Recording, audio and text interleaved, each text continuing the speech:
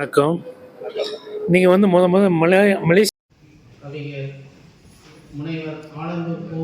மோகனரங்கன் கவிதைகள் ஆய்வு மையமும் திராவிடன் தமிழ்ச் சங்கமும் இணைந்து நடத்துகிற வரலாற்று சிறப்புமிக்க இந்த விழா நம்முடைய தனிப்பட்ட வாழ்க்கையில் மட்டுமல்ல, தமிழருடைய வரலாற்றிலும் ஒரு முத்திரை பதித்த விழாவாக இன்றைக்கு இந்த நாள் அமைந்திருக்கிறது.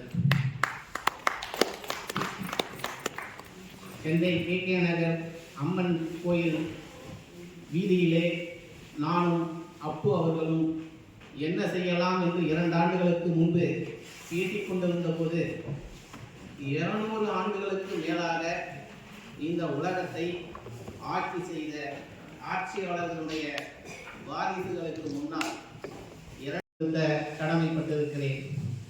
தொல்காப்பியத்தை உருவாக்கி வாழ்க்கை இலக்கணத்தை இந்த உலகத்துக்கு தந்த தொல்காப்பியனுக்கு என்னுடைய முதல் வணக்கத்தை நான் தெரிவிக்கிறேன். திருக்குறளை உருவாக்கி வாழ்வியல் இலக்கியத்தை உருவாக்கி கொடுத்த திருவள்ளுவருக்கு இந்த இடத்திலே நின்று என்னுடைய வணக்கத்தை தெரிவிக்கிறேன். கம்பனுக்கும் இளங்கோவுக்கும் மகாகவி பாரதிக்கும் பாரதிதாசனுக்கும் என்னுடைய வணக்கத்தை தெரிவிக்கிறேன். சமயத்தை பரப்புவதற்காக தமிழக மண்ணிலே வந்து தமிழ் இலக்கியத்தை எல்லாம் உலக அரங்குக்கு கொண்டு சென்ற அருள் தந்தையர்களுக்கு என்னுடைய வணக்கத்தை நான் தெரிவிக்கிறேன். இஸ்லாமிய உலகத்திலே உமர் புலவர் போன்ற பல்வேறு இலக்கிய மேதைகளுக்கு இந்த இடத்திலே நின்று நான் என்னுடைய வணக்கத்தை தெரிவிக்கிறேன். பேரறிஞர் அண்ணாவுக்கும் தந்தை பெரியாருக்கும் டாக்டர் கலைஞருக்கும் இன்றைக்கு தமிழகத்திலே ஆட்சி செய்து கொண்டிருக்கின்ற முதல்வருக்கும் என்னுடைய வணக்கத்தை தெரிவிக்கிறேன்.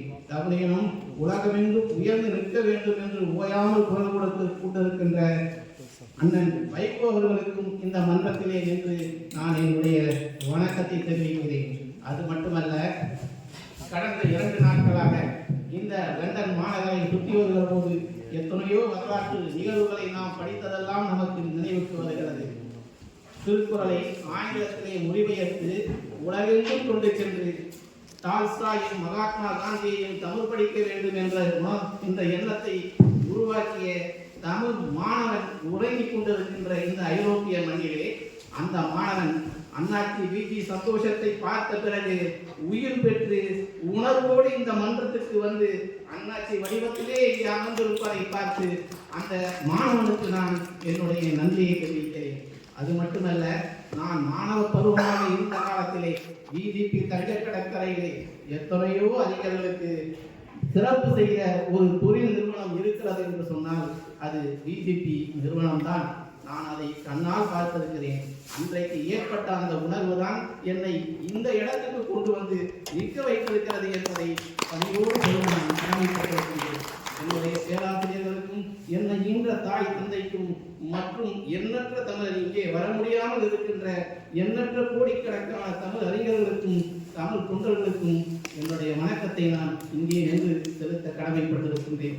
எங்களுடைய குறிக்கோள் என்ன என்றால், அண்ணாச்சி அவர்கள் சொல்கிறார்களே, உலகத்தை தமிழால் உயர்த்துவோம். அதுதான் எங்கள் ஆய்வு மையத்தினுடைய நோக்கமும். எல்லோருக்கும் அதுதான் நோக்கமாக இருக்க வேண்டும்.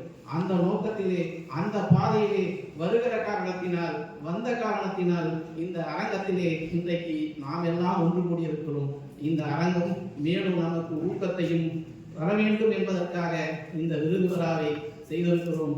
உலக வரலாற்றிலேயே இதுவரை பாராளுமன்றத்துக்குள்ள, அதுவும் பிரிட்டானியா பாராளுமன்றத்துக்குள்ளே தமிழர்கள் வந்ததில்லை, இத்தனை அறிஞர்கள் வந்ததில்லை. ஆங்கில ஆட்சியாளர்களுக்கு முன்னால் நின்று நாம் பேசுவதை மாறுபட்டி பெருமையாக கொள்கிற ஒரு மாபெரும் நாளாக இந்த நாளை உருவாக்கி கொடுத்த அப்பு தாமோதரன் அவர்களுக்கு நன்றான நன்றியை தெரிவித்து விடைபெறுகிறேன்.